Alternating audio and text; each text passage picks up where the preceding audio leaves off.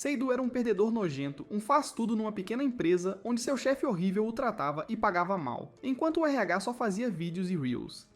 Questionando se era só isso que a vida lhe reservava, ele volta para sua casa, um lixão, quando o Caminhão Kun o joga num mundo alternativo, cheio de magos, guerreiros e criaturas mágicas. Logo ele percebe que sobreviver aqui não é mais como seu trabalho normal das 9 às 5. Mas ninguém sabe que, num mundo onde todos matam monstros, ser alguém que realmente conserta coisas o tornará o MVP. Seidu logo encontra um grupo peculiar de aventureiros que querem sua ajuda em suas aventuras de exploração de masmorras. A equipe inclui Raelza, uma guerreira forte mas tímida, Lafenpan, uma fada curandeira minúscula que é egoísta com sua magia, e o Bruxo, um mago velho e poderoso, mas que esquece os feitiços bem no meio do uso. Essa equipe excêntrica começa a se unir, e as habilidades de faz-tudo de Seidu são muito úteis. Ele ajuda a abrir baús, consertar equipamentos e até organizar as coisas para viajar. Todos percebem o valor de Seidu e ele começa a se sentir apreciado neste novo mundo, uma boa mudança da vida antiga. Um dia, um golpista careca vende uma lâmina inútil para a garotinha dona da loja da cidade e ela aceita a espada sem valor por 18 moedas de ouro. Mais tarde, Seidu a examina e logo conclui que é uma espada falsa, mas que ele pode consertar com suas habilidades de faz-tudo. No dia seguinte, numa caverna mal iluminada, eles lutam contra monstros feios, mas o mago continua atrapalhando os feitiços como um idiota. Logo Raelza vem ao resgate de Seidu e do velho, matando os monstros com sua espada enorme. Após o incidente, Seidu percebe que é um fardo para a equipe, pois sua cabeça de vento só serve para ser faz-tudo, mas ele não pode sobreviver neste mundo bagunçado sem magia. Então, para não ser um peso, ele aprende todos os feitiços do mago em poucos dias e começa a ajudá-lo nas missões. Mais tarde, enquanto tentam abrir um baú com a ajuda de Seidu, a caverna de repente começa a desmoronar, e Seidu se vê caindo, aterrissando com força no chão de uma caverna subterrânea escura e assustadora. Gemendo de dor, ele logo percebe que sua perna está quebrada e sangrando, o que significa que não pode escapar sozinho. Em breve, ele começa a se sentir assombrado pelo seu passado miserável, convencido de que seus colegas o verão como um fardo e o abandonarão ali. Mas logo, Seidu avista Raelza, junto com o mago e a fada Lafenpan, correndo em pânico em sua direção. Eles o tranquilizam, dizendo que nunca o deixarão para trás, pois ele é realmente insubstituível. Ao ouvir isso, Seidu se enche de um calor desconhecido e uma onda de felicidade o inunda. No dia seguinte, eles lutam contra um monstro marinho gosmento de várias cabeças chamado Anagi. Raelza já está vomitando, pois não suporta uma criatura nojenta com gosma por todo o corpo. Então o mago lança um feitiço mágico no Anagi, enquanto Seidu o ataca com sua espada e o mata. Depois, Seidu usa suas habilidades culinárias incríveis e transforma o Nagi num prato assado de dar água na boca. E no momento em que o serve, tanto o mago quanto a fada ficam impressionados com o sabor inacreditável. Logo, eles começam a manipular Raelza para que ela também prove, e assim que ela dá uma mordida, sente-se em pura felicidade e logo devora tudo. Após uma refeição farta, eles entram numa caverna sem magia para continuar a missão. Logo eles avistam um baú, mas, sentindo que o baú ruim poderia ter armadilhas, ele o deixa para trás. Depois de um tempo encontram outro baú, e Seidu usa suas ferramentas para libertá-lo das armadilhas de metal. Mas assim que ele faz isso, um líquido verde fedorento cai na armadura de Raelza e derrete o metal, revelando seu corpo curvilíneo. Enquanto estão sentados ao redor da fogueira, o velho mago de repente sente uma cãibra nas costas. Ele pede a Lafenpan para usar sua magia para ajudá-lo. No entanto, a fada gananciosa exige uma moeda de ouro em troca. O mago não tem mais dinheiro, pois perdeu tudo em jogos de azar, então Seidu se oferece para pagar por ele. Mais tarde, quando Seidu pergunta a Raelza por que Lafenpan sempre age como uma egoísta, Raelza o leva até Lafenpan. Ele percebe que Lafenpan está oferecendo a moeda de ouro à lua. E quando ele pergunta sobre esse ritual estranho, Raelza lhe diz que Lafenpan é uma fada do luar, e apesar de ter um nome lindo, seu povo foi amaldiçoado pela deusa da lua. Então, se ela não oferece moedas de ouro, seus corpos ficam menores. Ela diz a Seidu que as fadas do luar viviam na lua, mas a deusa ciumenta da meia-lua as amaldiçoou e as jogou na terra. Ao ouvir isso, Seidu se oferece para cobrir a dívida de Lafenpan com suas economias, mas Raelza lhe diz que a fada não é uma acumuladora gratuita e não aceitará sua oferta. No dia seguinte, Seidu abre um baú, mas ele se revela uma armadilha de teletransporte que o puxa, junto com Raelza, para o andar mais baixo do grande labirinto. Mas o mago e a fada não foram afetados, pois seus corpos são imunes à magia. De repente, um enorme golem de ferro aparece diante deles, e Raelza pede urgentemente a Seidu que fique atrás dela e fuja se as coisas saírem do controle. Ela o ataca com sua espada majestosa, mas o Golem rapidamente a derruba. Raelza, ferida, pede a Seydoux para correr, mas ele pula no Golem e derrama metal líquido derretido sobre ele. Num último esforço, o Golem joga Seydoux no chão, deixando-o gravemente ferido, enquanto Raelza tenta desesperadamente acordá-lo. Enquanto o tempo passa, Raelza reza para que o mago e La Fenpan venham e salvem Seydoux com sua magia. Mas de repente ela se lembra que o mago uma vez lhe deu uma poção salvadora chamada Gota da Vida. Ela rapidamente o derrama em sua boca e beija Seydoux para que o líquido caia na boca dele, curando suas feridas. Depois de um tempo, Seydoux acorda e vê o mago, a fada e Raelza esperando ansiosamente que ele volte à vida. La Fenpan pula de alegria e lhe conta como Raelza o salvou, deixando Raelza toda corada. Na manhã seguinte, La Fenpan leva Seydoux para um passeio pelo mundo estranho em que ele aterrissou. Eles param primeiro na consultoria de casamentos, e Seydoux fica um tanto surpreso ao ver que este mundo mágico também tem um escritório de consultoria para ajudar com casamentos arranjados. La Fenpan pede que ele guarde sua surpresa, pois o reino tem muitas coisas incríveis que o deixarão de queixo caído. La Fenpan lhe diz que o reino deles é bem pacífico, e a quantidade de armas e magia que qualquer um pode usar aumentou muito. Todos esses avanços levaram a um progresso especial para as mulheres, permitindo que elas saiam em aventuras. Além disso, o tesouro no labirinto se esgotou, o que significa que os homens têm menos renda, e isso torna os casamentos ainda mais difíceis. Logo, ela pede a Seydoux para olhar novamente dentro do escritório de consultoria de casamentos, e Seydoux fica chocado ao ver que o velho mago deles está lá dentro, tentando encontrar uma noiva para si. Mas de repente, Raelza chega e o arrasta para longe, e a consultora de casamentos suspira aliviada. A fada explica a Seydoux que o avanço da magia de cura levou a uma população envelhecida, e a questão dos cuidadores se tornou um problema sério. A próxima missão os leva de volta à caverna, onde encontram uma fada da tentação, conhecida por sua aparência encantadora. Enquanto Seydoux se aproxima dela, a fada lança um feitiço que o faz se apaixonar loucamente por ela. O antes tímido Seydoux começa a mudar, movendo-se em direção à fada num torpor, sua personalidade mudando de quieta para paqueradora. Raelza observa incrédula enquanto seu crush é seduzido por uma fada seminua. A raiva cresce dentro dela, e com determinação, ela avança contra a fada com a espada em punho. Uma raiva estranha e intensa toma conta de seu corpo enquanto ela ataca a fada, que, assustada pela vida, desvia desesperadamente dos ataques de Raelza. A perseguição feroz de Raelza logo força a fada da tentação a fugir.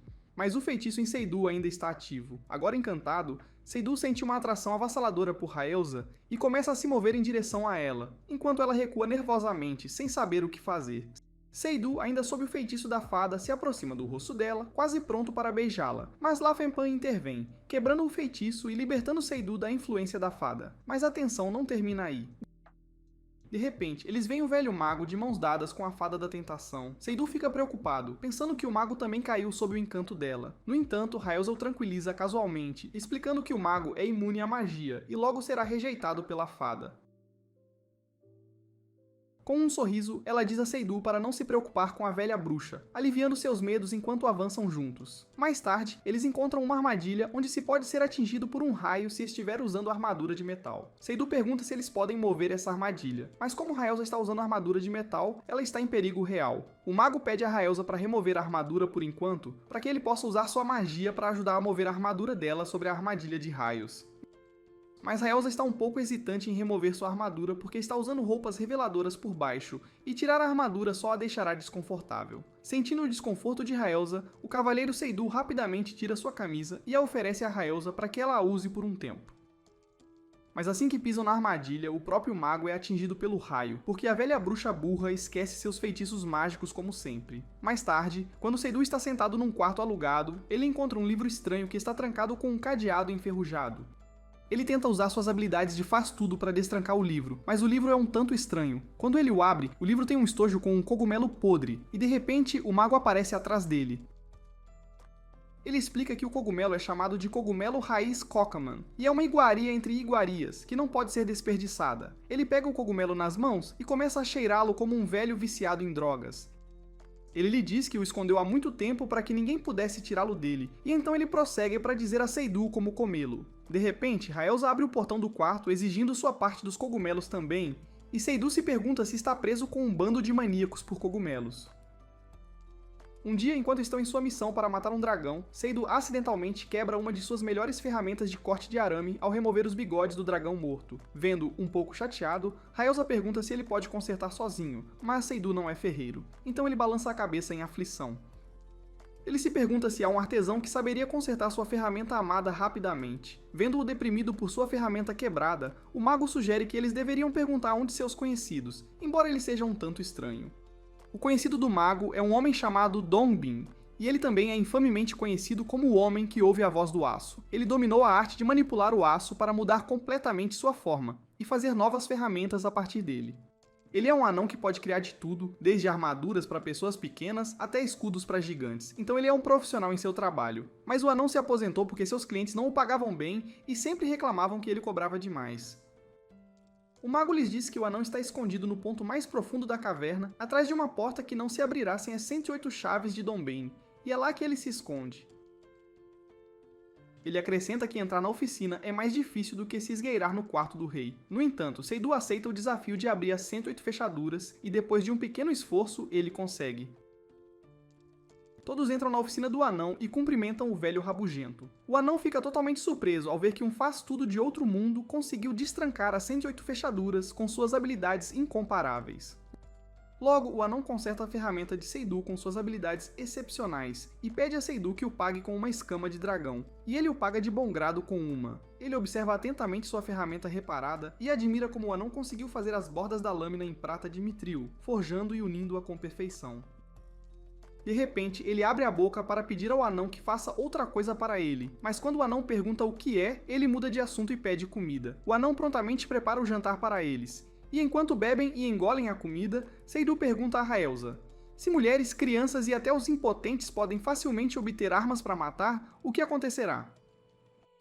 Ao ouvir isso, Raelza, meio bêbada, responde que algo assim seria ruim para os negócios. Então Seidu pensa em ter uma arma que poderia ser útil em batalhas, mas ele hesita em introduzir essas armas perigosas neste mundo. Ele afasta seus pensamentos e se levanta abruptamente, pedindo a Raelza para ensiná-lo a usar uma espada, mas Raelza adormece depois de beber muita cerveja. Depois de alguns dias, Seidu pega uma gripe brutal, e ele está sofrendo de temperaturas extremas. A fada declara que não tem nenhuma magia que cure um resfriado, e o mago concorda com ela. Raelza diz a Seidu para descansar um pouco enquanto eles se concentrarão em trabalhos onde possam derrotar monstros. Ao ouvir isso, Seidu se desculpa com ela e diz que é inútil em batalha de qualquer forma, mas mal sabe ele que ajudou o mago com seus feitiços mágicos, ajudou Lafenpan durante uma batalha e até salvou Raelza do monstro gigante de ferro. As várias formas de apoio que o faz-tudo Seidu oferece no campo de batalha são úteis para seus companheiros de equipe, e sem ele seu grupo não consegue mais funcionar de maneira adequada. Já faz meio ano que Seidu foi transportado para este mundo misterioso. Ele conta à garota da loja da cidade sobre sua vida passada, dizendo que era empregado de uma construtora em seu mundo. Infelizmente, seu salário era muito baixo, e ele não era respeitado de forma alguma. E quando tentou falar com seu chefe sobre isso, ele o demitiu como se não fosse nada. Desanimado, ele pensou que seu empregador tentaria impedi-lo enquanto voltava para casa, e em algum lugar em seu coração, pensou que estaria tudo bem se ele morresse. Enquanto estava perdido em seus pensamentos e voltando para casa, um enorme caminhão surgiu à sua frente, esmagando seu corpo, e ele desapareceu como se ninguém nunca tivesse precisado dele. Mas no momento seguinte, Seidu caiu do céu, ao lado de uma garota seminua e adormecida que murmurava sobre um velho e uma fada. Quando ela abriu os olhos, gritou de susto ao ver um estranho deitado ao lado dela na cama. Ela imediatamente sacou sua adaga para matar Seidu por ser um pervertido, mas o mago a impediu, dizendo que não sentia nenhum poder mágico vindo de Seidu. Isso obviamente significava que Seidu não era deste mundo. Então, se o velho mago não o tivesse salvado, ele já estaria morto. Agora todos estão sentados numa estalagem local para jantar, mas Seidu não tem apetite porque continua pensando no golem de ferro. Ele pergunta ao mago e a Raelza como o golem estava se movendo sozinho e suspeita que seja movido por magia ou por um mecanismo de relógio. Mas enquanto lutava contra o golem de ferro, ele sentiu que fazia um barulho mecânico, como se fosse movido por um motor. A fada pergunta se eles deveriam ir verificar os restos para confirmar. Raelza concorda que eles deveriam ir novamente ao 10º andar para verificar, logo eles chegam ao labirinto controlado pelo governo.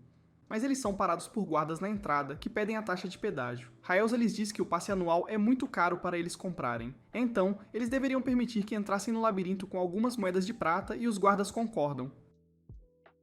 Eles entram na caverna e logo percebem que todos os baús estão vazios, e eles não conseguem recolher nenhum tesouro.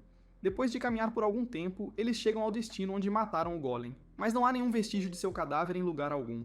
O mago diz que alguém pode tê-lo levado para casa. Seydu se desculpa por tê-los pedido para acompanhá-lo a um lugar tão distante. Logo, Seydu ouve um barulho metálico e corre naquela direção, com Raelza, o mago e a fada o seguindo. Ele agarra uma máquina zumbindo, que se revela um robô aspirador. Logo, o robô aspirador salta das mãos de Seydu e foge na escuridão. Vendo isso, o mago pergunta se o robô é algo do mundo de Seydu, e ele acena com a cabeça em concordância. Logo, Seydu coloca a mão numa parede e o mago responde que é uma barreira de camuflagem. Com a ajuda de Seydu, ele entoa um feitiço mágico e uma luz brilhante emerge da parede. Logo, ela se divide em duas, revelando outra entrada. Com a abertura de uma nova entrada, aventureiros de todo o reino começaram a se reunir novamente, vendo que Seydu não recebeu nenhum reconhecimento do reino por encontrar uma nova entrada. Seydu responde que não se importa, porque eles terão entrada gratuita pelos próximos 10 anos. O mago nota um olhar triste no rosto de Seydu e pergunta se ele ainda está pensando no robô aspirador que encontraram na caverna antes. Seydu hesita um pouco no início, e antes que possa responder, um charmoso jovem e uma adorável garotinha aparecem diante dele. O garoto se apresenta como Kentz, o herói oficialmente reconhecido do reino, e se curva, expressando sua gratidão a Seydu por encontrar o novo caminho. Seydu pergunta ao mago se o Rei Demônio retornará, e o mago responde que é improvável que o Rei Demônio volte, mas várias pessoas foram escolhidas como heróis, e Kentz é um deles. Logo, Kentz diz casualmente que, mesmo que Seydu tenha sido quem descobriu uma nova rota, ele será quem vencerá todos os seus níveis. Todos o olham com descrença, perplexos com sua grosseria, mas de repente um padre gordo vem correndo até eles. Ele se desculpa em nome dos dois jovens heróis, explicando que o jovem herói foi escolhido muito cedo, e é por isso que seus modos não estão à altura. Ele se apresenta como Montal Put, encarregado da educação do herói. Ele estende a mão em amizade a Seydu, mas é impedido por outro herói, que diz que o Patife Montal tem algo escondido na mão, e todos que apertaram a mão dele não conseguem se mover. Quando Seydu olha ao redor, ele vê um monte de soldados, homens e aventureiros deitados no chão, gemendo de dor porque não conseguem mover seus corpos. Sentindo que seu plano foi exposto, Montal rapidamente foge com medo. Seydu agradece ao estranho por salvá-lo de Montal, e Raelza percebe que o estranho é um elfo guerreiro com mãos de ferro. Logo, o elfo pede a seus companheiros para se apressarem e chegarem ao labirinto, caso contrário, os tesouros mais raros serão colhidos. Depois de um tempo, eles veem dois homens estranhos carregando a cabeça do dragão de prata, e Raelza aponta a Seydu que ambos serão uma competição difícil para eles no futuro, porque de todos, eles têm o grupo mais forte. No dia seguinte, Seydu e sua equipe voltam ao labirinto, sentindo-se prontos, mas tensos. Eles caminham cuidadosamente pelos caminhos escuros e sinuosos, cada passo silencioso enquanto mantêm os olhos nas sombras ao redor. Há uma quietude estranha, quebrada apenas por sons distantes de água pingando. De repente, um rugido alto e raivoso preenche o ar, e um enorme monstro parecido com um dragão aparece da escuridão. Sem aviso, ele abre a boca e sopra uma densa nuvem de fumaça tóxica em direção a Morlock, o mago da equipe. Morlock inala a fumaça, seu corpo enfraquece, e ele cai no chão, inconsciente. Seydu corre para o lado de Morlock, com o coração batendo forte enquanto tenta acordá-lo, sabendo que precisam da magia de Morlock para ter uma chance. Enquanto isso, Raelza, a guerreira da equipe, avança, segurando sua espada com firmeza e erguendo seu escudo de metal, pronta para encarar o dragão de frente. O dragão investe contra Raelza com uma força brutal, e cada golpe envia ondas de choque por todo o seu corpo. A força do monstro a empurra para trás, suas botas arrastando no chão de pedra enquanto ela luta para manter sua posição. Ela bloqueia cada ataque com o escudo, mas seus braços começam a tremer sob a pressão. Apesar de sua coragem, a espada de Raelza mal arranha as escamas duras do dragão. A pele grossa e resistente da criatura a protege, e cada golpe da cauda do dragão quase a desequilibra. Nesse instante, uma jovem com duas tranças aparece do nada. Ela se move com confiança e rapidez, avançando contra o dragão com sua arma erguida. Ela atinge o lado do dragão, e pela primeira vez, o monstro uiva de dor, surpreso pelos golpes afiados. O dragão se contorce e rosna tentando se livrar dela, mas ela continua a atacar sem hesitação. Cada um de seus golpes encontra um ponto fraco nas escamas do dragão, fazendo a fera cambalear.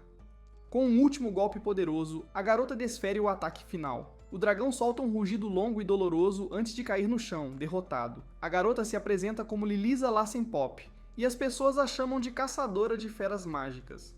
Logo, outro sujeito corpulento se aproxima e ela o apresenta como Giver. Ela declara que estão ali para pegar o tesouro, mas ele está trancado. Ela pede para não se preocuparem, pois Giver, seu companheiro, é um mago com as habilidades de um ladrão.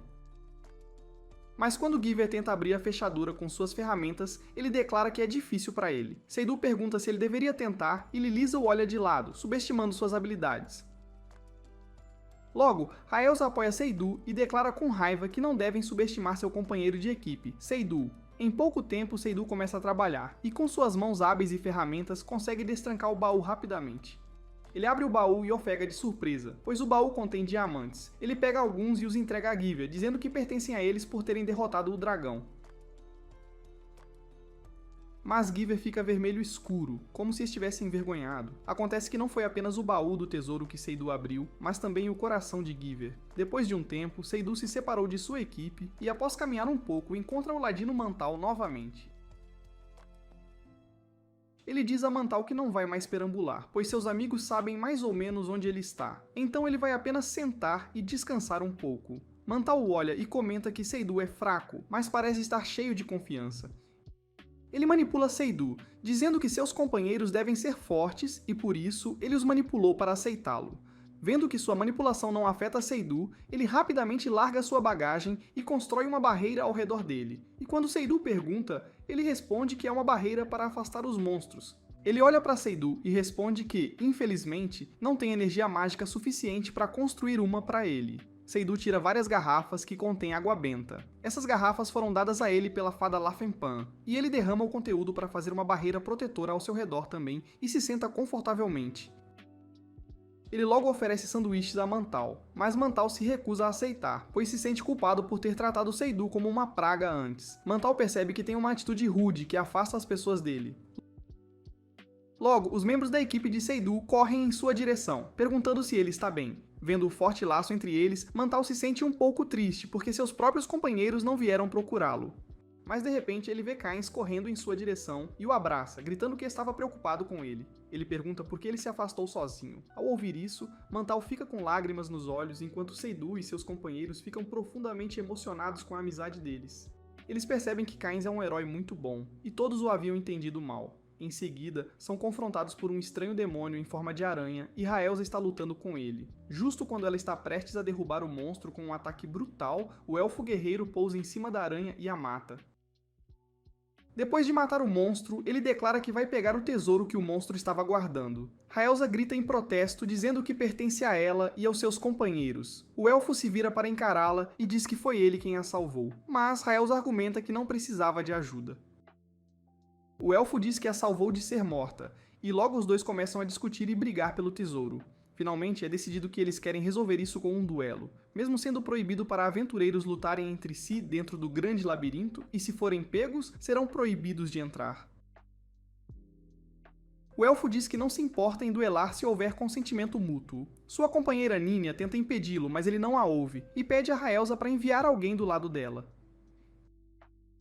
Ninia e Lafenpan se adiantam para selar uma promessa que diz que, mesmo que alguém de seus lados morra, não haverá rancores. Logo, um selo mágico é estabelecido. Em seguida, Raelza e o elfo se preparam para lutar. Enquanto Seydu está confuso com o senso de valores de um guerreiro, tudo o que ele pode fazer é observá-los de lado. Ele se sente um pouco confortado pelo fato de Raelza ter uma armadura pesada, então ela não sofrerá ferimentos fatais das garras de ferro do elfo. Logo, o duelo começa com o clangor da espada e das garras, mas o elfo é rápido o suficiente para ferir Raelza através de sua armadura com suas garras afiadas. Seydu percebe que a espada de Raelza não é adequada para lutar contra oponentes rápidos e habilidosos como o elfo. De repente, Raelza remove sua armadura e ativa uma armadura leve, o que lhe permitirá reduzir seu tempo de reação. Ninia pede ao elfo para parar, dizendo que não quer que ele mate ninguém. É melhor não entrar em uma briga e o elfo concorda, pois já percebeu que poderia ter perdido se tivesse continuado o duelo. Logo, Seydu aparece diante deles e diz que a parte do tesouro de sua equipe pode ser demais, então ele deseja dar um pouco ao elfo e a Ninia. Agora Seydu e os outros alcançaram os andares inferiores, e de repente Seydu vê o robô aspirador novamente. Desta vez, ele corre em direção ao som do robô, gritando para seus companheiros que ficará bem sozinho. Ele continua correndo atrás do robô, pedindo para esperar, mas o robô continua indo cada vez mais fundo na caverna. Então Seydu chega a um lugar estranho que está cheio de coisas do seu mundo. Justo quando ele tenta entender as coisas ao seu redor, um ninja mascarado com uma espada afiada o ataca, mas Raelza intervém a tempo de salvá-lo do ataque. Ela sente magia de iluminação ao seu redor e se pergunta por que há tanta luz quando a especialidade de um ninja é ficar na escuridão. Logo, o ninja pisa na sombra dela e Raelza não consegue mais se mover. Seu corpo fica preso ao chão. Ele avança em direção a Raelza para atacá-la, mas o anão ferreiro vem em seu socorro e atira uma flecha no ninja. Logo, Lafenpan começa a enfrentar a fada companheira do ninja, tentando reduzir sua magia de iluminação. Em seguida, o anão entoa um feitiço mágico que causa explosões dentro da caverna e o ninja foge para escapar. O anão diz que o ninja é quem está por trás de todos os ataques sorrateiros aos aventureiros. Ao ver o mago, o anão se curva diante dele, dizendo que o procurava há muito tempo, e finalmente o encontrou. O mago fica perplexo quando o anão o chama de mestre e responde que só aceita mulheres como alunas. O anão responde calmamente que já faz um bom tempo que o mago perdeu suas memórias, mas ele é o renomado mágico de uma terra distante a leste. O anão explica que avistou o mago na entrada do grande labirinto e estava esperando uma oportunidade para falar com ele.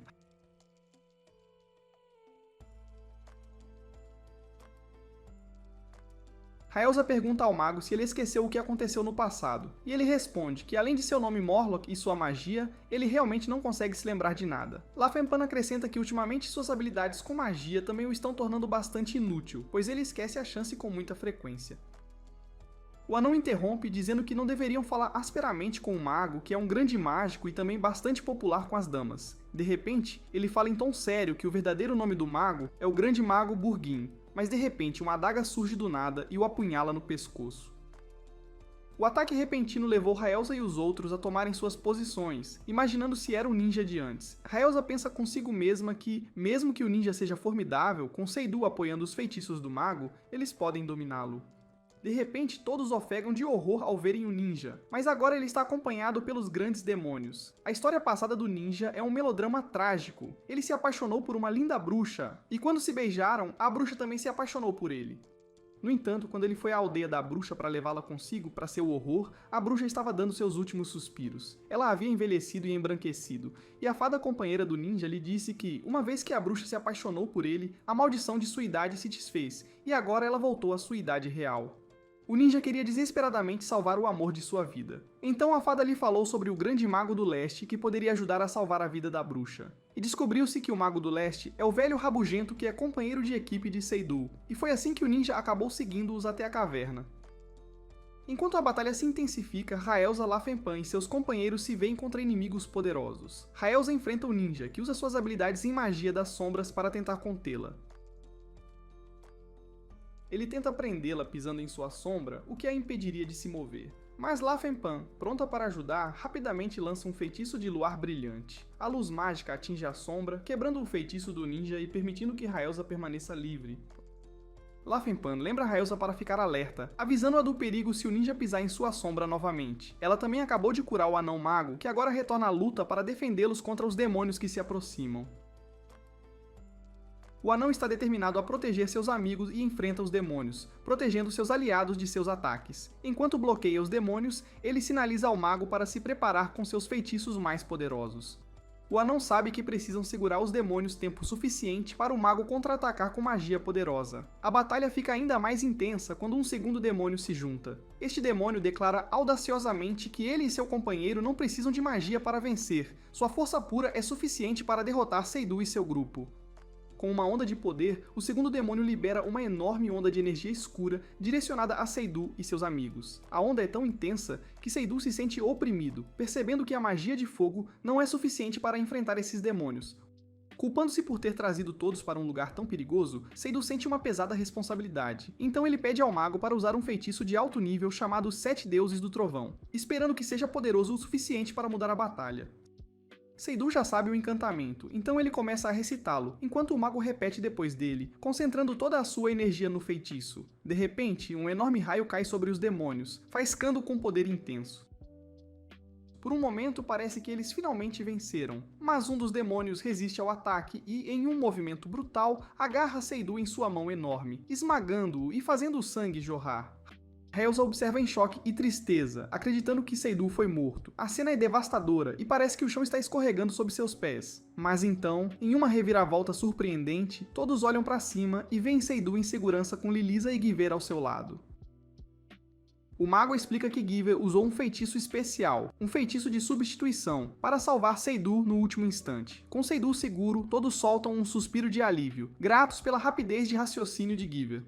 Depois de se acalmar, Giver explica que ele e Lilisa ouviram o barulho da batalha e decidiram vir ajudar. Com um tom brincalhão, ele menciona que não podiam deixar Seydur pegar todo o tesouro só para ele. Lilisa acrescenta com um sorriso que Giver, na verdade, estava seguindo Seydur há algum tempo, usando um feitiço de rastreamento porque gosta dele. O grupo ri, aliviado por estarem seguros por enquanto e confortados com a ideia de que são mais fortes juntos, prontos para enfrentar o que vier. Mas de repente o demônio corre em direção a eles com raiva. No entanto, o elfo guerreiro da floresta vem em seu socorro e chuta o demônio no rosto. O demônio se eleva no ar e cospe outra onda de energia escura em todos. Mas ele se surpreende ao notar que alguém lançou uma barreira sobre eles para salvá-los. Quando todos olham para o outro lado, veem Mantal com seus companheiros lançando uma barreira para salvá-los do demônio. Todos se unem como uma equipe para enfrentar o ninja e os demônios. Vendo tantos guerreiros contra ele, o ninja se sente naturalmente ameaçado, e os demônios decidem se afastar da confusão e se salvar. Ninian pede a Lafenpan para ajudá-la a impedir que os demônios escapem, pois eles podem representar um grande perigo para aventureiros de alto nível que possam estar no labirinto. Ninian sugere usar magia combinada para eliminá-los e Lafenpan concorda.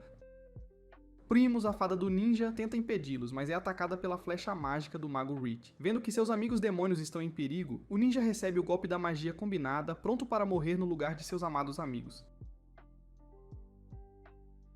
Pela primeira vez em sua vida, ele agiu por razões altruístas, e logo a magia o atingiu e o demônio ficou ali perplexo. O ninja declara que está realizando a expedição pela mulher que ama, então os demônios não precisam se forçar a segui-lo.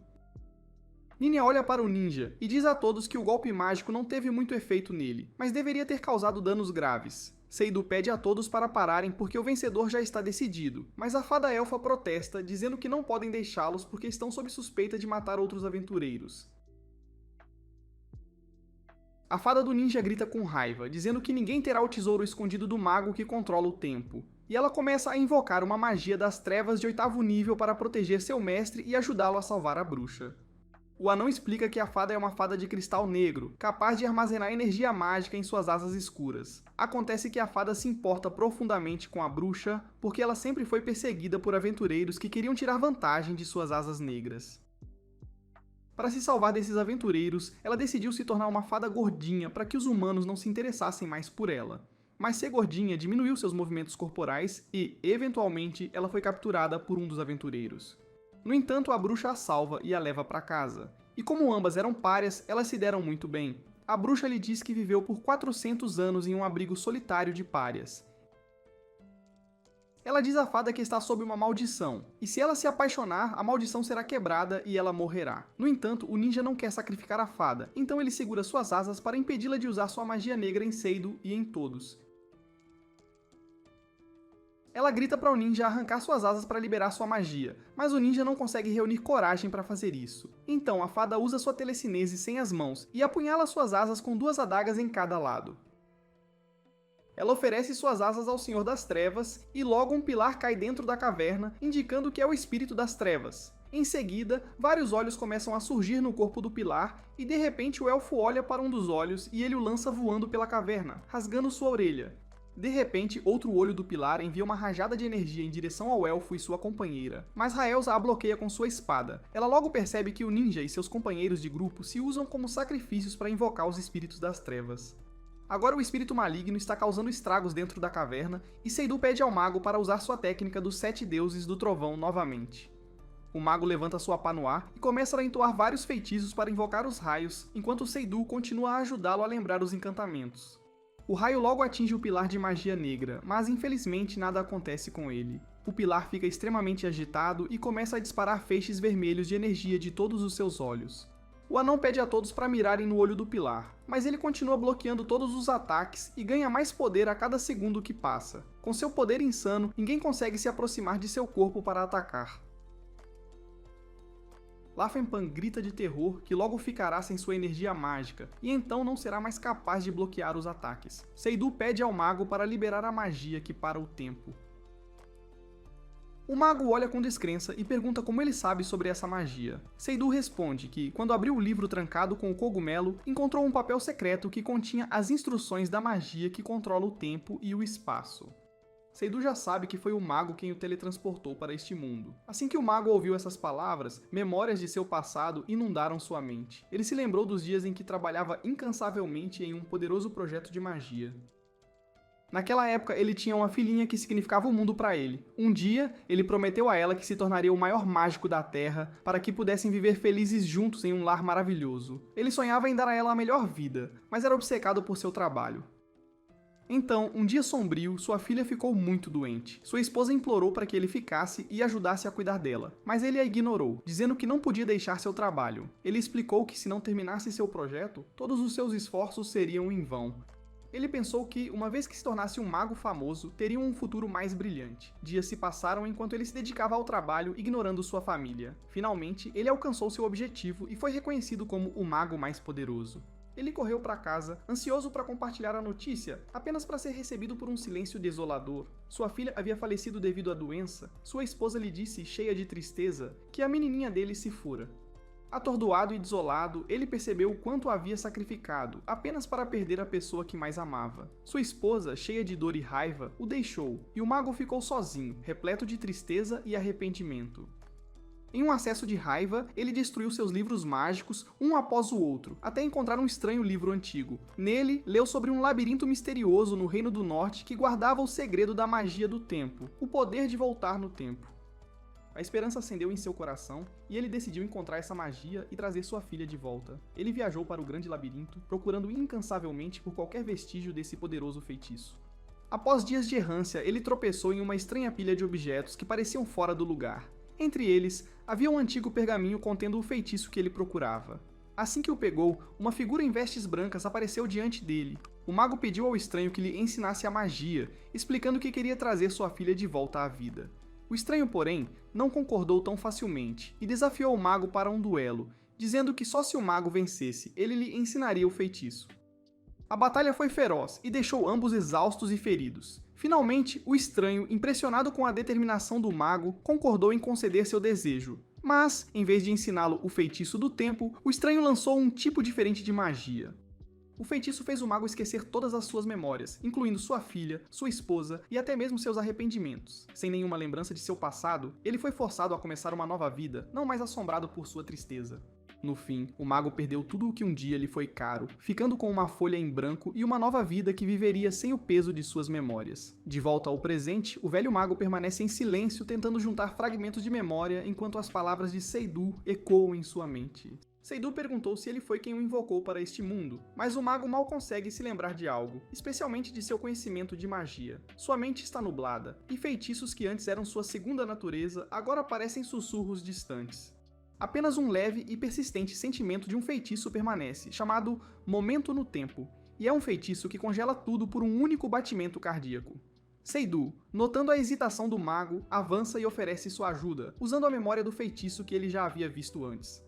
Lentamente, com a orientação de Seidu, o mago começa a preparar o feitiço, usando o pouco que consegue se lembrar. O anão envia uma mensagem telepática ao grupo, alertando-os sobre o plano. A magia de seu mestre servirá como uma vantagem oculta. Ele lhes diz que eles só precisam manter o olho do pilar aberto até que o mago possa terminar o feitiço. Encorajada, a equipe entra em ação, cada um usando suas habilidades únicas para impedir que o pilar cause mais caos. O Elfo da Floresta assume o comando, direcionando Raelza para proteger Giver e Ninia, enquanto ele se concentra em manter o olho do pilar rebelde aberto, incitando-o a disparar raios. A cada explosão, o olho permanece ativo, permitindo que o mago e Seidu continuem seu cântico. Mas, assim que começam a progredir, o desastre acontece. Lafinpana é atingida por um raio, desequilibrando-a e forçando-a a sair da ação. O mago e Seidu sentem a urgência aumentar, sabendo que devem acelerar o processo para evitar mais danos aos seus amigos. Montal e seus alunos entram em ação para cobri-los, criando um escudo de defesa para proteger o mago enquanto ele continua o cântico. O ar fica denso com a tensão, cada membro do grupo travado em uma batalha feroz para manter a linha, enquanto o mago se esforça para recordar o feitiço. Lentamente, dolorosamente, ele junta as palavras finais e finalmente chega ao fim do cântico. Um silêncio estranho e poderoso desce, e de repente tudo ao seu redor para. O mundo permanece perfeitamente imóvel, congelado no lugar enquanto o próprio tempo para, exatamente como o feitiço havia prometido. O mago olha ao redor, maravilhado e perplexo com a quietude que o cerca. Amigos e inimigos estão igualmente congelados em plena ação, presos em um momento suspenso. Mas, ao observar a cena, uma nova onda de confusão o invade. O feitiço funcionou, mas ele está sozinho no silêncio, incapaz de se lembrar do que deveria fazer em seguida. Ele tem apenas 100 segundos consigo, mas continua se distraindo, imaginando o que deveria ser feito em seguida. Ele tenta acordar Seitou, mas ninguém consegue ouvir sua voz. Ele de repente olha para a palma da mão e vê um conjunto de instruções rabiscadas que dizem para ele atacar os olhos com magia, e ele percebe de repente que foi Seitou quem fez isso para ajudá-lo enquanto o tempo está congelado. Uma onda de energia positiva toma conta do mago, que grita que se vingará do pilar por ferir seus companheiros, que são como seus filhos e filhas. Em pura raiva, ele começa a entoar outro feitiço mágico para ativar uma magia que eleva todos os poderes mágicos a limites extremos. Ele reúne toda a sua energia, combinando-as para formar um feitiço de explosão flamejante que é suficiente para destruir o pilar. E então ele pula em direção a ele, mas de repente é atingido por memórias dolorosas. Ele tem flashbacks das memórias da bruxa e do ninja, onde ele está chorando ao lado de uma bruxa quase morta, e a fada lhe fala sobre um mago que pode salvar a vida da bruxa. Ele percebe que seu inimigo está fazendo tudo isso por amor e lealdade, e se ele derrubar o espírito maligno assim, não haverá como salvar o ninja e seus aliados. Mas pelo bem de seus amigos e aliados, ele ataca o pilar com uma magia terrível, e logo o tempo começa a correr novamente. Todos veem que o pilar começa a desmoronar diante deles, e o membro do mago cai no chão, destacado de seu braço. Todos ofegam com a cena se desenrolando diante deles, mas o mago calmamente responde que eles deveriam consertar as asas da fada, que podem ter caído em algum lugar enquanto ela liberava sua magia negra. Raelsa tenta protestar, dizendo que o ninja e seus companheiros tentaram matá-los, então eles não têm obrigação de ajudá-los. O mago responde que pouco antes de liberar sua magia, ele viu as memórias deles e não podia mais matá-los. Foi por isso que ele usou metade de sua magia para atacar e evitar matá-los, e ao mesmo tempo ativou o cancelamento de magia. Funcionou maravilhosamente, mas como metade de sua magia foi forçada a fluir para trás, ele perdeu o braço no processo. Ao ouvir isso, Raelsa tem lágrimas nos olhos enquanto corre para abraçá-lo. Logo, eles começam a encontrar as asas da fada, e depois de um pouco de busca sob as rochas, Lafenpan encontra um par de asas negras. Guyver se oferece para ajudá-la a selar as asas ao corpo da fada com a ajuda de sua magia. Mas, assim que Lofenpan vai prender as asas, a fada se contorce nas palmas de Guyver e declara com raiva que não quer caridade de alguém que está se dando bem com humanos. Lofenpan aponta para o ninja e responde que a fada também está se dando bem com um humano. Então, no fim das contas, ambos estão felizes com humanos. O ninja permanece cercado, seu rosto cheio de arrependimento e tristeza. Ele foi solicitado a enviar 2 demônios de volta ao reino demoníaco, mas explica que não pode fazer isso por sua própria escolha. Esses 2 demônios estão com ele há muito tempo, assombrando seus passos, e têm causado os ataques recentes nas aldeias próximas. O ninja admite sua culpa e diz que aceitaria qualquer punição, até mesmo a execução, pelos problemas que causou. No entanto, ele implora para que a fada e os 2 demônios sejam poupados, esperando protegê-los de mais danos. Um anão entre os aventureiros próximos o observa cuidadosamente, sentindo que há mais na história do ninja. Após uma breve pausa, o anão pergunta se o ninja está procurando por um certo mago poderoso, um que tenha a habilidade de controlar o tempo. Os olhos do ninja brilham com a pergunta. Ele acena, confirmando que de fato ouviu falar de tal mago, e até sabe o nome do mago, Chrom. Este Chrom é alguém que o ninja acredita que pode ter a chave para corrigir seus erros passados, talvez até salvar um amigo perdido que ele não consegue esquecer. O anão então olha para onde um mago, claramente ferido, está tendo seu braço tratado por Montal e vários outros aventureiros. O anão revela ao ninja que o mago que ele procura está bem ali, diante dele. O mago ferido é Chrom, com uma patente tão rara e poderosa que ele é conhecido como um mago de rank vazio. Ele é um dos magos mais habilidosos do famoso Reino Oriental, e sua reputação se espalhou por toda parte. 10 anos atrás, ele se tornou bem conhecido quando partiu para explorar o perigoso Grande Labirinto, um lugar repleto de mistérios e perigos incalculáveis. As conquistas de Chrom o tornaram uma lenda, e ouvir que o mago diante dele é de fato Chrom enche o ninja com um vislumbre de esperança. O coração do ninja dispara enquanto ele olha para o mago, sua mente fervilhando com pensamentos de possibilidade. Se Chrom pode controlar o tempo, ele talvez possa ajudar o ninja a salvar uma bruxa poderosa que está perdida há anos e reuni-lo com sua amada há muito tempo perdida. Seu desespero começa a diminuir, substituído pela mais tênue faísca de esperança. Mas de repente, 3 espadas se cravam no chão bem na frente do ninja, interrompendo seus pensamentos. Ele levanta o olhar surpreso, enquanto duas figuras sombrias saem da escuridão, seus rostos ocultos, mas sua presença intimidante. Eles se movem em silêncio, suas capas escuras esvoaçando e suas expressões ilegíveis enquanto se aproximam do ninja e do grupo de aventureiros. Os dois homens declaram que punirão o ninja pelos assassinatos e ordenam que as espadas o ataquem. Mas antes que as espadas possam tocar o ninja, seu demônio camarada absorve o ataque. O outro demônio marcha furiosamente na frente dos dois homens e os avisa que se eles puserem suas mãos imundas em seu chefe, ele acabará com os dois. Mas de repente, um dos homens se transforma em um demônio, revelando que ele é o tio do demônio que trabalha para o ninja. Assim que ambos começaram a se conectar por meio de boas lembranças do passado. Vendo isso, a Fada das Asas Negras confirma que o Cavaleiro Sagrado é definitivamente um demônio, e um de patente bem alta. Seidu pergunta a Lo Fan Pan sobre quantas pessoas foram mortas pelos ataques furtivos do demônio, e ela responde que há 2 que não foram confirmados como revividos, e um Cavaleiro Sagrado e um Mago de outro reino. Acontece que o Mago e o Cavaleiro são os 2 indivíduos à frente deles. Um deles é o Ministro do Rei. Além disso, se esses 2 indivíduos perdoarem o ninja, ele não será enforcado. Logo, o ninja pergunta ao Mago se ele pode ajudá-lo a reverter o tempo, e o Mago responde que ele só pode parar o tempo por um momento. A pessoa que realmente pode realizar a magia de reversão do tempo é o Mago que invocou os itens de outra dimensão para este mundo, mas ele se cansou do mundo e foi para outro lugar. O Mago não tem ideia de onde o estranho está. Ele pode estar no reino demoníaco, no reino espiritual ou talvez no mundo humano, de onde Seitu veio, e encontrá-lo será impossível. O ministro se aproxima e diz que pode haver outra maneira de salvar a bruxa. O rei a quem ele serve é capaz de realizar essa magia, mas ela exige a vida de uma pessoa que esteja conectada com a bruxa. Ambos os demônios se voltam para o ninja, pedindo-lhe que não desista de sua vida e que pode haver alguma outra maneira de reviver a bruxa. Mas o ninja pede ao ministro para usar sua vida. Ele declara que se for para ser enforcado de qualquer maneira, usará sua vida para proteger a mulher que ama. O ministro responde que o ninja deve ser tratado de acordo com as leis do reino. Mas se todos fingirem ignorar seus crimes e o perdoarem, então algo mais poderá ser resolvido. Logo, todos decidem perdoar o ninja, e Seidu diz que, se o ninja deseja ser útil a alguém, então ele deveria ter permissão para fazer isso. Mais tarde, os demônios são enviados de volta para suas casas e o ministro contatou o rei que pode quebrar a maldição da bruxa. E ele se prepara para usar a magia de teletransporte para levar o ninja até ele. Depois que o ninja é teletransportado, Lefonpa pergunta a Seidu se ele encontrou o robô aspirador que estava procurando, e ele diz que ainda não o encontrou. Ele acrescenta que não está focado nisso especificamente. O mago diz que o mágico que pode ter vivido aqui no passado deve ter invocado essas coisas quando abriu as portas para outros mundos.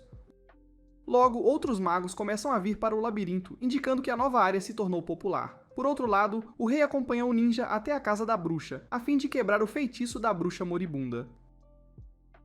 O ninja diz ao rei que seu ato impensado de amar a bruxa a levou a envelhecer e que ele percebeu pela primeira vez que, assim como ele se importava com seus amigos, as pessoas que ele matou também deviam ter tido pessoas que amavam. O rei responde que o fato de ele não ter percebido algo tão simples até agora o faz parecer um homem mesquinho. Logo ele levanta sua espada e ataca o ninja para quebrar o feitiço. Mas o rei, sendo uma pessoa gentil, não mata o ninja, mas corta um de seus braços e pernas.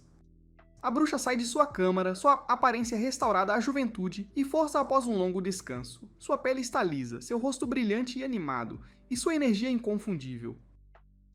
Enquanto ela olha ao redor, ela nota uma figura esperando por perto, um ninja solitário que permanece em silêncio, mas ela rapidamente observa que ele está faltando um membro e uma perna. Essa perda, embora dolorosa, parece não o incomodar tanto quanto seu olhar fixo nela. O que ela não percebe, no entanto, é que este homem ferido suportou imenso sofrimento e sacrifício por ela. Sem que ela soubesse, a Fada de Asas Negras abriu mão de suas próprias asas para salvá-lo, poupando sua vida a um grande custo pessoal. As asas da fada eram sua posse mais preciosa, a essência de seu ser. No entanto, elas deixou ir para salvar este ninja leal. A bruxa, que esteve em um sono profundo por muito tempo, esqueceu muito sobre seu passado e as pessoas que se importavam com ela, incluindo o ninja que está diante dela agora. Sem reconhecê-lo, ela lança um olhar casual e indiferente em sua direção e começa a se afastar. Observando isso, o ninja sente uma pontada de tristeza em seu coração, percebendo que ela não se lembra de nada da conexão deles. Ele se vira silenciosamente para partir, seu coração pesado com palavras não ditas. No entanto, assim que ele começa a se afastar, a Fada de Asas Negras surge, zombando dele com um tom ardente, instando-o a não recuar sem dizer sua verdade, sem confessar seu amor àquela que ele tanto prezou em silêncio. Mas o ninja, cheio de humildade e gratidão, responde que não importa se seu amor não for reconhecido. Ele está contente em saber que ela está segura e viva. A fada, indignada com sua recusa em expressar seus sentimentos, solta um grito furioso, lembrando-o de seus sacrifícios. Ela aponta que deu suas asas, tornando-se mais fraca e magra no processo, tudo para ver seu amor realizado. Recusando-se a deixá-lo partir por covardia, ela o desafia a ficar, enfrentar a bruxa com coragem e tentar conquistar o coração dela mais uma vez. Nesse exato momento, enquanto o ninja se vira, ele percebe a bruxa sendo abordada por duas figuras suspeitas.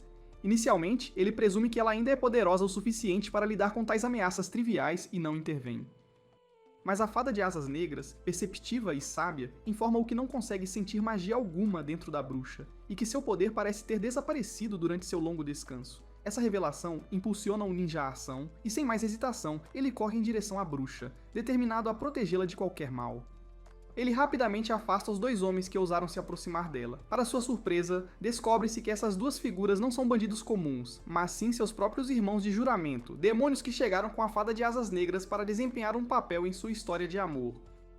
Eles também vieram para ajudá-lo a superar seu medo e reconquistar o coração da bruxa, esperando que, através de sua intervenção, o ninja e a bruxa finalmente percebam seu amor e fiquem juntos. Os aventureiros se despedem na saída do labirinto, cada um seguindo seu caminho, mas prometendo se encontrar novamente quando o destino permitir.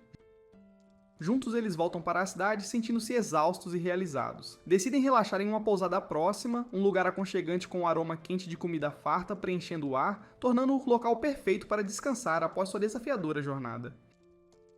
Reunidos em torno de uma grande mesa, eles compartilham suas histórias recentes, riem e se sentem gratos pelo laço que formaram em sua aventura compartilhada. Enquanto desfrutam da refeição, alguém finalmente levanta a questão que estava na mente de todos, e eles querem saber como o misterioso mago entre eles conseguiu trazer Seitu para o mundo deles. O mago admite que mal consegue se lembrar dos detalhes. Ele se lembra de praticar sua magia um dia, como sempre faz, e então, do nada, Seitu apareceu no quarto de Hales, como se por puro acaso ou destino. É um mistério até para ele, e ele expressa um sentimento de culpa, explicando que não tinha a intenção de transportar Seitu para o mundo deles sem sua permissão. No entanto, Seitu, apreciando a honestidade do mago, não guarda nenhum ressentimento e, de fato, sente-se grato por essa reviravolta do destino, pois o salvou de um terrível acidente em seu próprio mundo. O grupo permanece em silêncio pensativo, até que Lafinpan expressa uma ideia que estava pairando na mente de todos. Ela sugere que, se a magia do mago foi forte o suficiente para trazer Seitu para o mundo deles, talvez essa mesma magia pudesse enviá-lo de volta para de onde ele veio. A possibilidade acende uma onda de emoções mistas ao redor da mesa, cada membro contemplando o que isso poderia significar. Para Raelza, que se aproximou de Seidu através de suas batalhas e experiências compartilhadas, a ideia de ele partir atinge um ponto sensível. Ela sente uma onda de resistência e se lembra da promessa que Seitu fez de ficar ao lado dela e trabalhar com ela até o fim. A ideia de se separar dele parece dolorosa demais para suportar, pois ela valoriza a amizade e a força que ele trouxe para a vida dela. Ela acrescenta que a reputação do grupo só começou a crescer depois que Seitu se juntou a eles, e se ele voltar eles estariam perdidos sem ele. Dizendo isso, ela sai furiosa da pousada com lágrimas nos olhos, enquanto Seitu a segue ansiosamente para fora. Todos começam a procurar por Seidu e Raelza, preocupados que monstros possam estar à espreita na escuridão, e Raelza também deixou sua espada para trás. Seidu, um aventureiro quieto de outro mundo, tem se sentido em conflito sobre seu lugar neste novo mundo, particularmente em seu relacionamento com Raelza, uma poderosa guerreira. Raelza parece sentir seu desconforto, então, durante um momento juntos, ela o pergunta sobre seu desejo de retornar ao seu próprio mundo. Seidu admite que não deseja realmente voltar, revelando que ninguém realmente o quer lá. Assim que ele começa a se abrir, um monstro enorme e aterrorizante, parecido com uma centopeia, coberto por uma armadura espessa, emerge de repente do mar. A criatura é rápida, avançando direto para Raelza, suas garras afiadas como navalhas prontas para atacar. Seitu congela, dominado pela impotência, incapaz de intervir enquanto a fera alcança Raelza. As garras do monstro se cravam profundamente em sua armadura, e Seitu observa com horror, temendo por sua segurança. No entanto, para sua surpresa, Raelza usa uma incrível reserva de força, despedaçando o monstro com as próprias mãos, dividindo-o limpa e precisamente em dois. Enquanto o corpo do monstro cai sem vida na água, Raelza permanece vitoriosa, mas visivelmente abalada, suas emoções transbordando. Ela revela a Seidu através do olhar em seus olhos e da força de suas ações, o quão profundamente ela o valoriza. Ela parece estar dizendo a ele sem palavras que ele significa mais para ela do que qualquer outra pessoa neste mundo. Seidu, ainda abalado, mas aliviado por ela estar segura, se aproxima para examinar seus ferimentos. Ele nota algumas cicatrizes, e com uma mão cuidadosa, aplica um pequeno curativo em uma delas, lembrando-a de beber uma poção antiveneno como precaução. À sua maneira discreta, o gesto de Seidu mostra a Raelza que ele também se importa profundamente com ela, e ele expressa seu desejo de permanecer ao lado da pessoa que realmente precisa dele. Raelza fica emocionada, mas tenta esconder suas emoções, olhando para o monstro caído como se para se distrair do momento intenso. Ela até tenta mudar a conversa, comentando sobre o crescente conhecimento de Seitu sobre monstros, tentando trazer leveza de volta à interação deles. Antes que pudessem se aprofundar mais em seus sentimentos, o mago e Lafenpan chegam à cena. Raelza, ainda com uma grande preocupação pelo futuro de Seidu, pergunta ao velho mago se ele seria capaz de usar sua magia para enviá-lo de volta ao seu mundo de origem. O mago considera a ideia, mas explica que, mesmo que tivesse o livro de feitiços certo, retornar Seitu ao seu mundo o colocaria no exato mesmo momento e situação em que ele partiu, ou seja, bem na frente do grande caminhão em alta velocidade que o havia transportado inicialmente para este mundo, deixando-o para uma morte quase certa. Embora o pensamento traga uma tristeza momentânea a Seitu, ele rapidamente a afasta com um vislumbre de esperança, dizendo que não planejava voltar de qualquer forma. Ele percebe que finalmente encontrou um lugar onde é necessário e, o mais importante, aceito. Com sua decisão reafirmada, ele decide permanecer um aventureiro ao lado de Raelza e seus companheiros, abraçando os perigos e as maravilhas desta nova vida. Todos continuam sua jornada, seu laço agora mais forte do que nunca, enquanto enfrentam novos desafios juntos, confiando que se apoiam tanto na batalha quanto na vida. Meses após a intensa batalha contra espíritos sombrios, Raelza, Lafenpan e Sato recebem notícias chocantes de um mensageiro. O mago faleceu. O grupo fica chocado, especialmente ela, que é imediatamente tomada por um senso de urgência. Ela pensa em todas as soluções possíveis para revivê-lo, perguntando ao mensageiro se ele tem alguma poção de ressurreição ou se poderiam levar o corpo rapidamente a um templo próximo para a reanimação.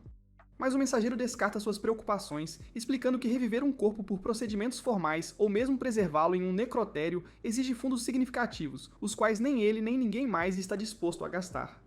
Em tom apático, ele menciona que o corpo do mago foi colocado em um simples barracão para evitar a decomposição, mas nem isso o manteve totalmente seguro. Um cão selvagem conseguiu morder parte do corpo do mago, não lhes deixando escolha, a não ser enterrá-lo rapidamente para evitar mais desrespeito. Mais tarde, o grupo visita o túmulo do mago para prestar suas homenagens, e é claro que cada um deles sente um pesado arrependimento e tristeza. Lafenpan, conhecedora da magia e suas limitações, expressa que a magia de ressurreição é provavelmente ineficaz quando um corpo está danificado, e certamente impossível se já foi enterrado. Apesar de sua lógica, Seitu não consegue se livrar da descrença e da culpa pela morte do mago, achando difícil aceitar que suas tentativas de salvá-lo com um antídoto chegaram tarde demais. Para ele, parece improvável que o mago tenha sucumbido a um mero veneno, quando eles haviam sobrevivido a desafios muito mais perigosos juntos. Raelza compartilha sua descrença, lutando para aceitar a ideia de que alguém tão poderoso quanto o mago pudesse encontrar seu fim fora de uma batalha. Impulsionado por um vislumbre de esperança, Seidu sugere que considerem a possibilidade de desenterrar o corpo para ao menos tentar um feitiço de ressurreição. Mas Raelza sabe que isso exigiria uma enorme doação à igreja e uma despesa que eles não podem arcar, especialmente porque reviver um mago de alto nível não é tarefa fácil. Ela também sabe que com o passar do tempo, as chances de sucesso da ressurreição diminuem drasticamente. Seidu, no entanto, argumenta que neste mundo, ao contrário daquele de onde ele veio, a morte não precisa ser o fim absoluto, e cada momento que passa sem ação reduz as chances de reviverem o mago. Ele insiste na ideia de que devem aproveitar qualquer chance que tiverem, por menor que seja, para honrar seu amigo e tentar trazê-lo de volta. Inspirada por sua determinação, Lafenpan concorda com ele e decide que precisam agir rapidamente. Ela se prepara para reunir as ferramentas necessárias para a ressurreição, planejando visitar a loja de magia e obter o que precisam, enquanto instrui Raelza e Seidu a encontrar ferramentas de escavação adequadas. A caminho da loja, Lafan pensa em como Seitu tem sido importante para a jornada deles. Ela sabe que sem ele provavelmente teriam desistido há muito tempo. Determinada a encontrar as ferramentas de que precisam, ela vai de loja em loja procurando. Mas cada lugar que ela visita está lotado de gente, tão movimentado que conseguir o que precisa parece impossível. Depois de um tempo, sentindo-se frustrada e derrotada, ela retorna ao túmulo. No entanto, ao chegar, ela fica chocada. O túmulo que haviam cuidadosamente cavado agora está vazio, a terra espalhada ao redor e o corpo do mago não está em lugar nenhum. Nesse momento, Seidu e Raelza chegam, e eles também ficam assustados ao ver o túmulo violado. Mas antes que possam entender, algo estranho chama a atenção deles. Uma figura está parada à distância e parece um homem envolto em uma capa escura e rasgada, usando um chapéu alto e pontudo como um mago. No entanto, algo nele parece errado. Essa figura está sozinha, lançando ondas de fogo para o céu em explosões caóticas. Eles observam, incapazes de compreender o que estão vendo. E enquanto observam, fica mais claro que não é uma pessoa comum. A figura parece um esqueleto, seus olhos vazios brilhando com uma luz feroz e antinatural. Por um momento, Raelza e Seidi se perguntam se este poderia ser o mago deles, de alguma forma trazido de volta à vida nesta forma distorcida. Mas, ao olharem mais de perto, percebem que ele não parece reconhecê-los de forma alguma. Ele apenas continua lançando fogo descontroladamente, sem foco ou controle. Percebendo que estão em perigo real, Raelza e Seru se escondem atrás de uma grande rocha, apertando-se contra ela para se protegerem dos ataques flamejantes. A mente de Raelza dispara enquanto ela compreende a seriedade da situação. Ela sabe que se ficarem apenas escondidos, o esqueleto poderá em breve atacá-los diretamente, e eles não teriam como escapar. Em seu coração, ela sente que não tem escolha a não ser enfrentar essa ameaça, mesmo sendo perigosa. Reunindo sua coragem, ela decide que deve agir. Ela corre pela areia aberta em direção ao esqueleto, com Seitu logo atrás dela, ambos esperando acabar com este terrível calvário. Enquanto Raelza se aproxima, ela ergue sua espada e golpeia a cabeça do esqueleto com toda a sua força. Sua lâmina acerta, mas para seu horror não faz quase nada. A cabeça do esqueleto treme com o impacto, mas permanece intacta, mal afetada. Raelza rapidamente percebe que sua arma é inútil contra esse inimigo. Apenas uma arma mágica pode romper as defesas desse esqueleto, e ela começa a entrar em pânico e continua desviando de seus ataques implacáveis, enquanto tenta descobrir outra maneira de lutar contra ele. Vendo Raelza lutar, Seidu tem uma ideia. Ele corre em direção a ela, carregando uma garrafa de água benta. Se Raelza puder derramá-la sobre sua espada, isso pode transformar sua arma em algo mágico e poderoso o suficiente para derrotar o esqueleto. Mas, assim que Seidu tenta entregar-lhe a garrafa, o esqueleto se vira para eles e libera uma feroz explosão de fogo. A explosão estilhaça a garrafa instantaneamente, derramando a água benta na areia. Tanto Raelza quanto Seidu sentem uma onda de medo ao perceberem que sua última esperança se esvaiu, e o esqueleto agora está preparando outro ataque, ainda mais poderoso, mirando diretamente em Raelza. De repente, quando toda a esperança parecia perdida, uma força poderosa atinge o esqueleto de um lugar inesperado. O golpe é tão forte que arranca completamente a cabeça do esqueleto, fazendo-a rolar pela areia. Raelza e Seidu se viram em choque, procurando ver quem ou o que havia intervindo. Eles avistam uma figura sombria emergindo da distância. Essa figura se assemelha ao mago deles de uma forma estranha, embora pareça diferente. A sombra murmura, repetindo algo com uma voz que soa estranhamente familiar. O coração de Raelza salta uma batida ao reconhecer a voz, e é inconfundivelmente a voz do mago deles. Uma mistura de alívio e confusão os invade. Seitu sente uma onda de alívio, feliz em ver alguma forma de seu amigo vivo, mas ao se aproximarem, veem que a aparência do mago está longe do normal. Esquelético, seu rosto magro, com olhos vazios que os encaram atordoados. Quando Raelza tenta entender o que aconteceu, o próprio mago parece confuso, apenas lembrando que estava deitado e depois perdeu a consciência. Mas então, algo estranho começa a acontecer. A forma esquelética do mago muda lentamente, carne e osso retornando gradualmente, pedaço por pedaço. Seu rosto oco começa a assumir feições familiares, sua pele e barba reaparecendo em manchas, até que ele finalmente se ergue diante deles, parecendo um mago que conheciam. Embora Raelza esteja aliviada por vê-lo vivo, ela não consegue evitar sentir um pouco de nojo ao ver suas feições retornando de forma tão perturbadora. Apesar da estranheza, ambos se sentem tranquilizados com o mago de volta ao lado deles, prontos para enfrentar quaisquer perigos que surjam. Mais tarde na estalagem, o mago lhes conta que havia assinado um contrato de ressurreição, o que significa que mesmo que ele morra, voltará à vida após um dia. É uma magia de alto nível e eficaz apenas uma vez. Seidu exclama de alegria que está feliz em ver o mago de volta à vida. Mas, de repente, o rosto do mago se transforma em um esqueleto e depois volta ao normal, indicando que o feitiço continua voltando para ele, fazendo-o se transformar em esqueleto repetidamente. Lafa declara que falta uma parte do corpo do velho, e é por isso que a magia de ressurreição não está funcionando nele e não há nada que possam fazer. Ouvindo a conversa, o anão que ama o mago entra na estalagem e declara que ajudará o mago, mostrando-lhes a grande enciclopédia de magia que contém todos os feitiços, chamada Magicpedia. De acordo com o livro, quando a magia de ressurreição falha porque falta uma parte do corpo, então eles precisam trazer de volta a parte que falta. Mesmo que a carne seja comida e consumida, a energia mágica permanecerá naquele que a consumiu. Então, se encontrarem o cão que comeu a parte do corpo do mago e trouxerem sua energia mágica, o mago poderá reviver completamente. Na manhã seguinte, eles partem para encontrar o cão com a ajuda do anão, mas não conseguem detectar a magia. De repente, o elfo da floresta se aproxima deles, e ele está morrendo de medo ao ver a forma esquelética do mago, mas mais tarde, quando ele descobre que o estalajadeiro havia dito a Seydu que o cão tinha uma marca vermelha na testa, ele parece se lembrar de algo.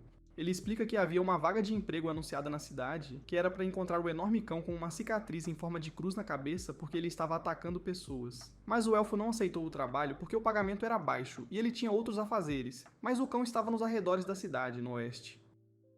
Ouvindo isso, Seydu declara que eles devem ir imediatamente para aquele lugar. Eles chegam ao deserto onde corpos mortos são enterrados. O mago e Seydu param em um lugar para descansar enquanto Raelza e os outros seguem em frente. O mago conta a Seydu que Raelza era órfã quando a encontrou. Ela havia perdido o pai em um ataque de lobo, e a mãe morreu lutando contra a companheira do lobo. Desde então, ela vivia com um filhote de lobo e se tornou amiga dele até o mago a encontrar. Para o mago, Raelza é como sua própria filha, então ele pede a Seydu que a leve consigo aonde quer que vá. Seydu fica um pouco constrangido e responde que eles precisam considerar os sentimentos de Raelza também. O velho diz que Raelza já gosta muito dele. O mago acrescenta que se há alguém em quem ele confiaria sua filha, seria apenas Seydu, mas se ele não estiver pronto, ele não o forçará. Seydu responde que não tem certeza se um cara como ele é adequado para ela, mas ele fará o seu melhor e finalmente pergunta ao mago se pode ter Raelza. Ouvindo isso, o mago abraça Seydu e começa a soluçar. De repente, o cão selvagem com uma energia mágica insana pula no mago e arranca sua mão do corpo, e quando Seydu tenta salvá-lo, ele também é atacado. Quando Raelza e Lafer correm para encontrá-los, eles os encontram ambos caídos no chão, gemendo de dor, enquanto o cão selvagem está bem ali na frente deles. Raelza pede a Lafer para ajudar Seydu com sua magia de ressurreição, já que ela ainda está respirando, enquanto ela mesma lidará com o cão selvagem, que está mastigando as partes de seus corpos. Raelza grita com raiva que cortará o cão selvagem em pedaços e recuperará as partes do corpo do velho de seu corpo. Dizendo isso, ela corre em direção ao cão, enquanto ele corre em direção a ela, e ambos se chocam brutalmente. O cão libera o sopro de fogo do fundo de seu corpo que arranca a armadura de Raelza. Mas Raelza avança mesmo assim e atinge seu nervo vital, ferindo o cão. Justo quando ela tenta matá-lo, um adorável filhote de lobo branco se interpõe e começa a latir para Raelza. Ela rapidamente percebe que é o filhote do cão. Ouvindo a voz de seu filhote, o lobo se levanta com dificuldade e caminha em direção a Raelza, pedindo-lhe para matá-lo, mas poupar a vida de seu filho. Raelza olha com raiva para o lobo, mas Seydu chama sua atenção dizendo que o mago não está respirando. Raelza declara que poupará o filhote, mas cortará os membros do lobo e recuperará a energia mágica dele para salvar o mago. Mas, assim que ela levanta a espada para fazer isso, dois tentáculos perfuram o corpo do lobo e Lafa grita que é o grande demônio. O demônio começa a desaparecer com o corpo do lobo, mas Seydu rapidamente tira uma âncora de seu cinto de ferramentas e a enrola no corpo do lobo, determinado a não soltá-lo até que o mago seja ressuscitado. Lafa rapidamente infunde a espada de Raelza com sua magia. Raelza pede ao Rei Demônio para deixar o cão, mas ele não o faz porque deseja vingar seu irmão morto. Ele acrescenta que o cão já deveria ter murchado e morrido, mas acabou comendo uma quantidade tremenda de energia mágica, então seu mestre o ordenou a recuperá-la. O demônio começa a entoar a maldição dos 7 relâmpagos e Raelza corre em sua direção para salvar o lobo antes que os cânticos sejam concluídos. Mas a maldição é liberada, então Lafer libera uma barreira dourada para salvar Raelza. Raelza aproveita a oportunidade e apunhala o demônio com sua espada. No entanto, o mestre do demônio vem à superfície e os ataca com uma energia de fogo, e Lafa desmaia enquanto salva Raelza. O Rei Demônio emergiu de seu corpo e Raelza percebe que é um dos inimigos mais fortes que ela já encontrou. Ela pede a Seydu para levar Lafa e fugir, porque ele a atrasará. Ela pede a ele para deixar o mago e o cão e ela os trará de volta com ela. Seydu corre com Lafa e tenta levar o filhote também, mas ele não está disposto a partir sem o pai lobo. Seydu se pergunta o que deve fazer para salvar seus amigos, enquanto Raelza lida com o brutal Rei Demônio. O Rei Demônio envolve seus tentáculos em Raelza, dizendo que ela fará um belo espécime empalhado. Ele continua a perfurar o pescoço de Raelza com seus tentáculos, mas Seydu corre em sua direção com seu alicate de corte e corta seu tentáculo. Raelza corta o Rei Demônio em 2 metades, mas assim que atinge seu núcleo, a maldição de gelo é liberada, mas Seydu se joga e assume a maldição, ficando congelado. Raelza continua lutando com o demônio para salvar Seydu de ser morto. Perto dali, Seydu havia colocado o corpo do mago perto do lobo, e agora o velho pode sentir uma energia mágica próxima ao seu corpo. Sua alma alcança outro reino, onde o cão morto está pedindo ao mago para cuidar do filhote em troca de sua energia mágica, e o mago prontamente concorda. Por outro lado, Raelza está gravemente ferida, com sangue jorrando de seu corpo.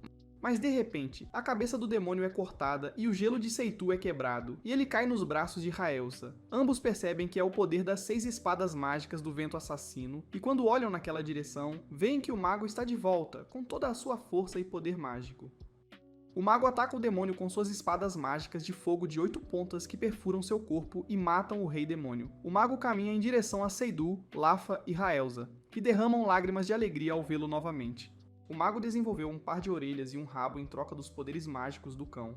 Ele diz a todos que o cão lhe deu seu poder, mas ele tem que cuidar de seu filhote. Mas ele deseja devolver a parte do poder do cão para revivê-lo por seu filhote.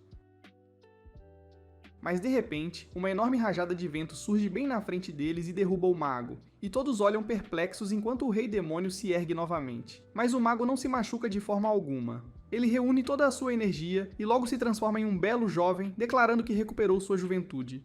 Ele de repente invoca um golem massivo com sua magia de teletransporte e o funde para criar um enorme monstro de rocha. No calor feroz da batalha, o rei demônio rompeu o golem de rocha massivo com força imparável, seus olhos fixos no mago solitário que ousou desafiá-lo.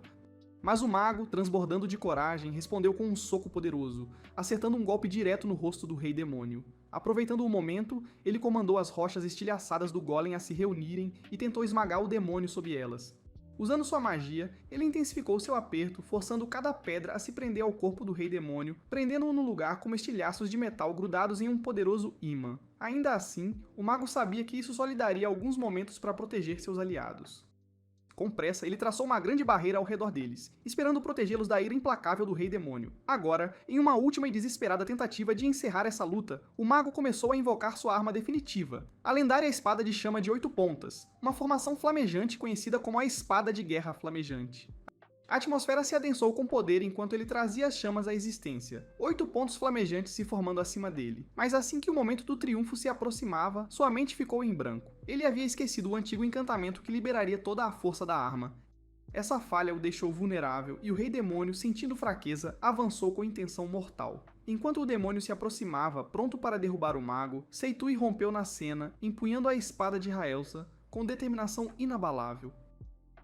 Com um golpe rápido, Seitu cortou o braço do demônio, detendo seu avanço. Esse ataque inesperado deu ao mago a oportunidade de que precisava. Seitu o incitou a canalizar sua magia de fogo para queimar o rei demônio, e juntos, eles liberaram as chamas escaldantes que finalmente engoliram o inimigo monstruoso.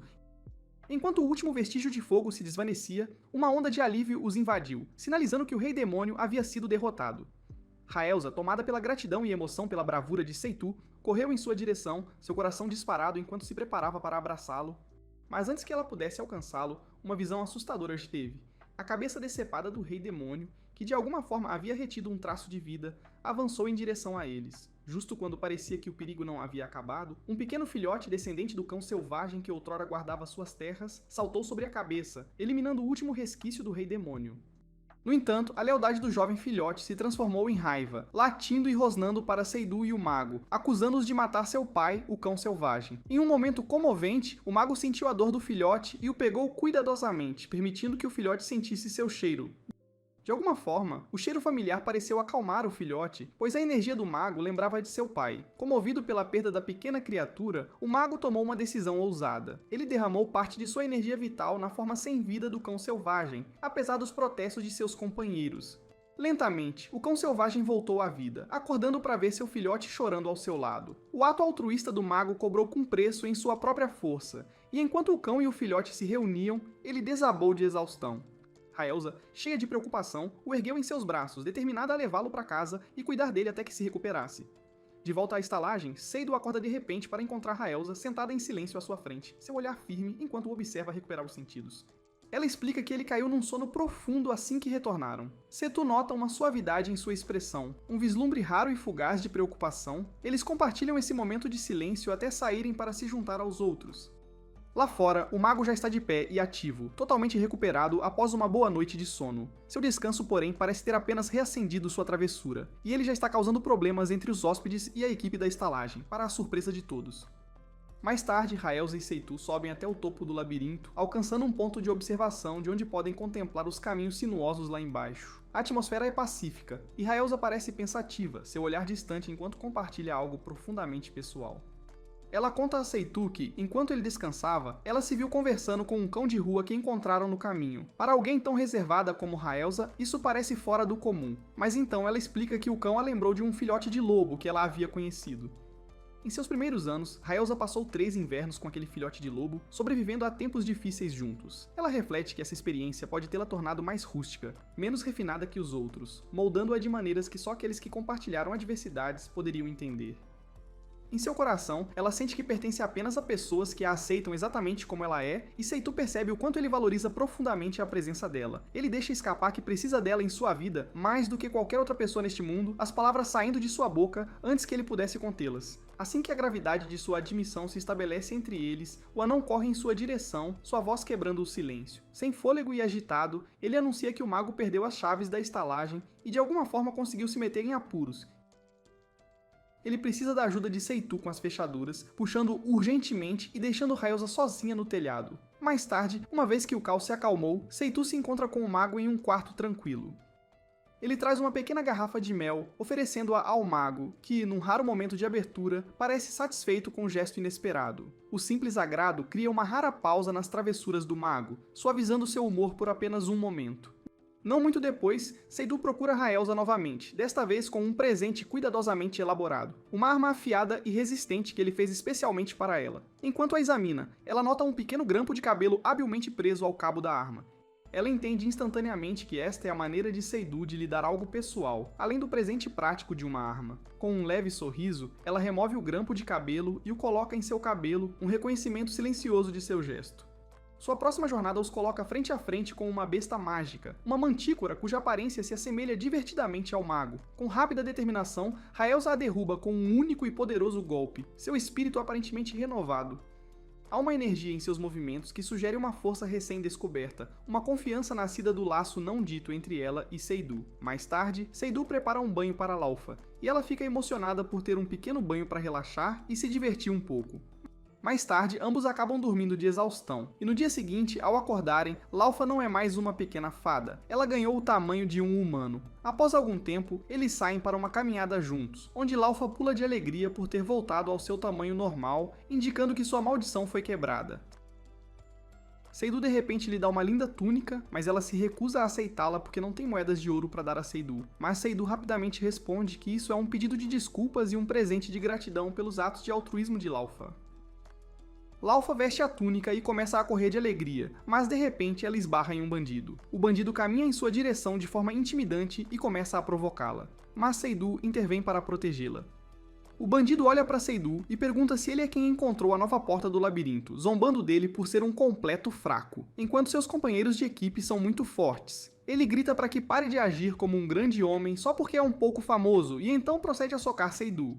Mas Seitu rapidamente segura seu braço e o torce para trás, fazendo-o cair de cara no chão, implorando para que ele pare. Mais tarde, Laufey volta ao seu tamanho pequeno usual e Raelza retorna da loja de acupuntura com o mago.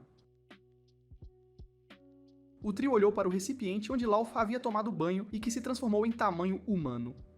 Logo o anão vem em seu socorro novamente e diz que o mago tem muitas coisas estranhas que fazem as fadas voltarem ao seu tamanho normal por algum tempo. Logo, Seitu inicia um negócio de faz-tudo neste novo mundo, onde, lenta e gradualmente, todos os seus antigos companheiros de equipe começam a afluir à estalagem para obter sua ajuda em alguns trabalhos estranhos. E finalmente Seitu percebe que ele é um ótimo faz-tudo amado